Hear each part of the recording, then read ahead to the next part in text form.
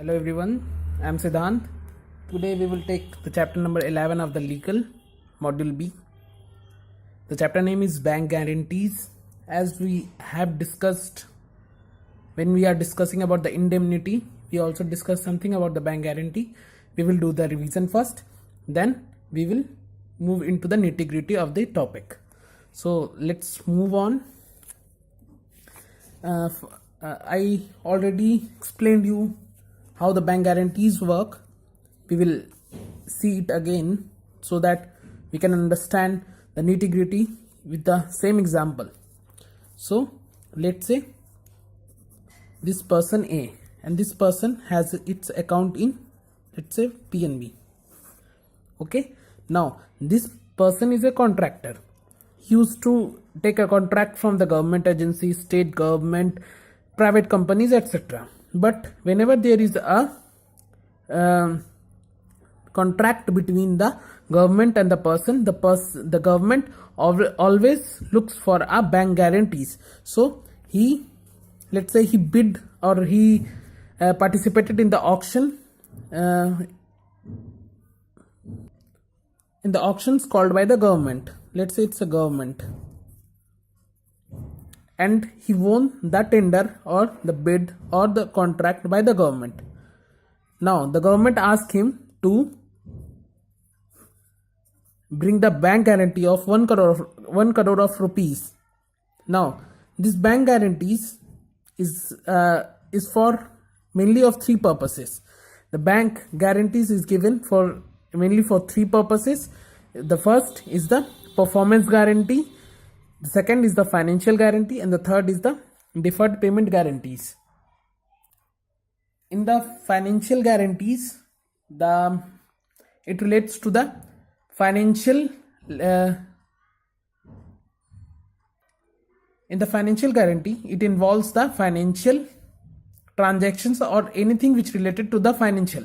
For example, let's say this person, let's say some company has given loan to company B, so it will demand the guarantee from the person B that bring me the guarantee so that you can pay after 5 years, and you will not go away from the country so that you can't pay to us. So he demand the guarantee. So here the finance is involved, means the money transaction is involved. That's why the financial guarantees.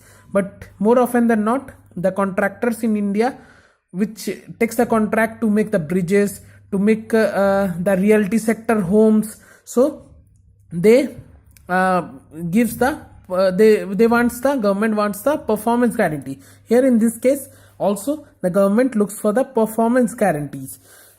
But how the performance here government wants the performance guarantees. Now since he's a customer of the PNB, so he will approach PNB and ask PNB to issue me a guarantee of 1 crore of rupees. In turn, PNB asked for deposit 1 crore of rupees and make fixed deposit of that 1 crore of rupees. We will take a lien of that fixed deposit and we will issue you a guarantee. And then A is ready to do that, and A give the 1 crore rupees and takes the guarantee from the PNB. Now he passes the guarantee to the government. Now the government will allow him to start working at the site which is allocated for the work. So here now we will dwell into the nitty-gritty of the topic. Okay, let's say when the A won the auctions or bid, now the government will ask A to do one contract here. So this is a contract between A and government.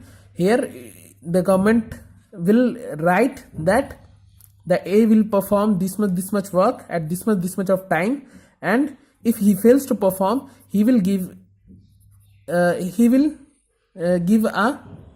rupees worth of rupees 1 crore as a guarantee. So there is a separate contract between A and the B, A and the government, and again now this A and the PNB. Now since PNB has given the guarantee. Now PNB is giving guarantee to whom? The PNB is giving guarantee to the government on behalf of A. So there is another contract which is signed by the PNB and the government. So second contract is between the PNB and the government. Here PNB will write that I promise to pay 1 crore of rupees if A fails to perform his duty. So this contract will be like this. Now the two contracts signed between, the first between A and the government, the second between the PNB and the government. Now the third signed between the A and the PNB. Okay, the third will be signed when when there is let's say in the last example we have read or learnt that the A doesn't have that 1 crore of rupees. So how the PNB can issue a guarantee? There is also a provision whenever there is no, let's say the A doesn't have that much amount of money, but he has that much amount of goods in his company. So he will make another contract with A, that this contract could be anything like okay, where this is contract between A and the PNB, where A will write that I will pay all the amount if I do not perform, if the, or it can simply, it is written in the contract itself that if the guarantee is invoked, then I am liable of all the amount that PNB has given to the government. So here in this contract it will be written like this. And this contract between the A and the PNB is nothing but directly called a indemnity. We have discussed in the last chapter. But the guarantee the PNB is giving to the government on behalf of A, that's why it's a guarantee. And in the indemnity, what the difference between the indemnity and the guarantee? Here in the indemnity only the two parties involved, but in the guarantees the three parties are involved. Next, what is the other differences that you can trace out from the indemnity and the guarantee? Is that in the indemnity there is a direct involvement between the debtor and the creditors, but in the guarantee there is no direct involvement. Here the main debtor is A. In the guarantee I am talking about, in the guarantee the main principal debtor, the A is called a principal debtor.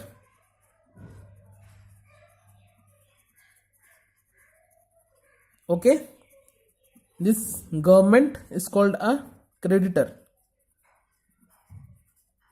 Okay, and this PNB is called a surety. So this is the relation between these three. Okay, you must have understood this. Okay, we will move on. Now one more differences I would like to mention here. The primary obligation to pay whenever there is a invoking of the guarantee. Who is the primary liable? The primary liable here is PNB, though it's all done on behalf of the A, but PNB will pay whenever the guarantee is invoked. So here the PNB is the primary. So PNB has the primary obligation to pay, but in the indemnity, who has the primary obligation? Since only the two parties involved, so the principal debtor itself has the primary obligation. Next, okay, let's say this contract which is signed by the A and the government, let's say this contract got suspended. Okay, then do PNB is liable to pay to the government? This is the questions which will be asked in the examination. Yes, the answer is yes. Because why PNB is liable? Because the main contract got suspended. Then then there is no meaning of anything. But the PNB is liable because there is a separate contract signed between the PNB and the government. That's why the PNB is liable to pay. it doesn't matter this contract suspended or this contract suspended, this will intact, or if this suspended, this intact. So this is how it goes, because it has a separate contract. There is no single contract in which everything is written. Next, let's say this A company filed, let's say this company A has moved to the bankruptcy. So someone will file for the winding up of the company. So how will PNB will let's say A is went for the winding up. So do PNB is again liable to the government? Again the answer is same. We can say that since the contract is signed between the PNB and government, and again yes, PNB is liable to pay when it doesn't matter the company goes wind up or the contract between the A and the government got suspended. PNB has its separate contract with the government to sign to pay when A is failed to do his duty. So this would be honored. It doesn't matter with the contract or the winding up of the companies. Okay, only in one case this contract can be null and void. On what basis? Whenever there is a fraud. Let's say A did some fraud in some of the, he hides some of the facts and the things, then on that case only this contract can be null and void. Okay, next we will move on to the in any contract the bank mentioned two dates. One is the validity date, second is the claim date. Okay, this validity date is the last date before which the beneficiary, who is the beneficiary here? The beneficiary is the government, because the government is gonna take the money whenever he wants, whenever A performs to do his duty, then government invoke the guarantees and government will be paid by the PNB. So here the beneficiary is the government. So validity date is the last date up to which, before which the beneficiary has to file for the amount, or you can say that the person, the government or the beneficiary has to invoke the guarantees before the validity date. And the claim date is the range of date between which the amount is to be paid. So that's the difference between the validity date and the claim date. Okay, or the claim date is the range of date between which the amount is settled and credited to the beneficiary's account. These two dates are mentioned in the contract itself. When the government and PNB are doing the contract, these two, validity date and the claim date, are mentioned in the contracts itself. So we will revise what is validity and the claim date. The validity date is the last date before which the beneficiary has to invoke the guarantee whenever there is a action. What action? That this A hasn't performed the duties, so that is the action. So this is the last date the beneficiary can apply or invoke the guarantees. Or claim date is the range of date between which the bank makes the settlement and credited the account of the government. So this is how it works. Next, one main concept which is there in the principle of the banking, but here we need to understand so that we can move on. Limitation. There is a limitation act by the government which specifies that before which date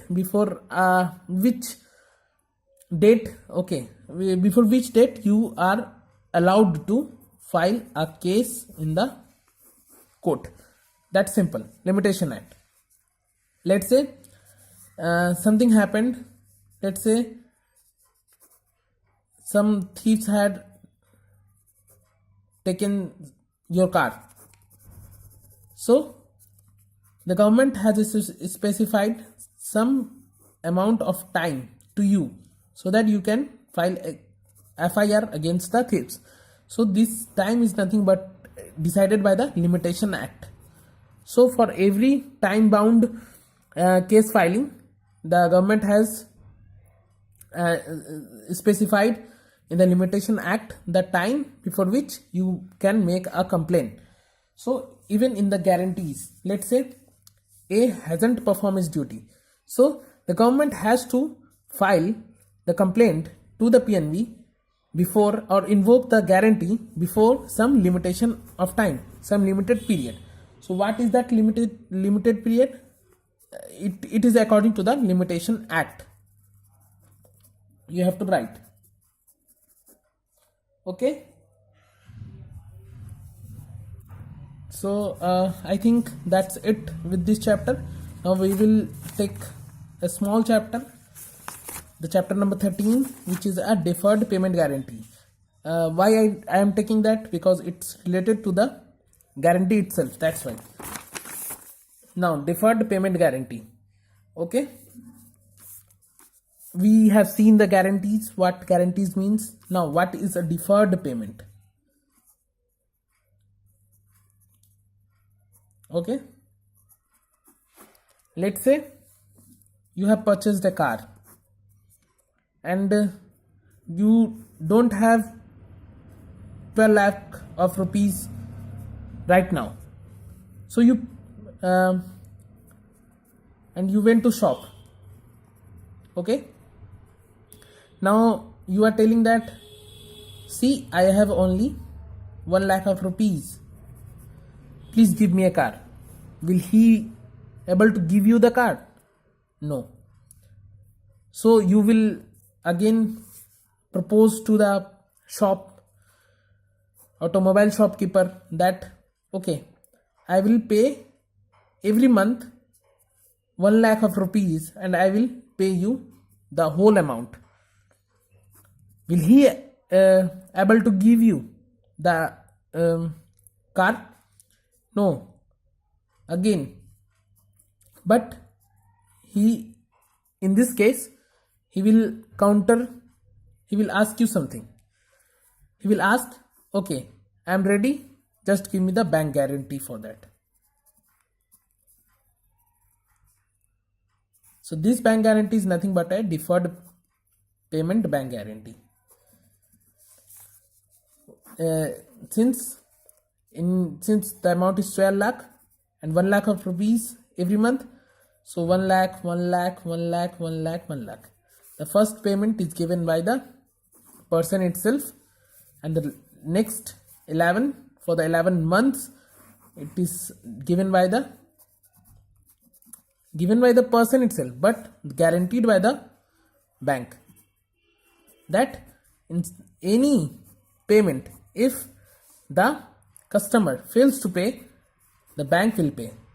Now for this, any guarantees, indemnities, whatever given by the banks to its customer, they will charge the commission for that.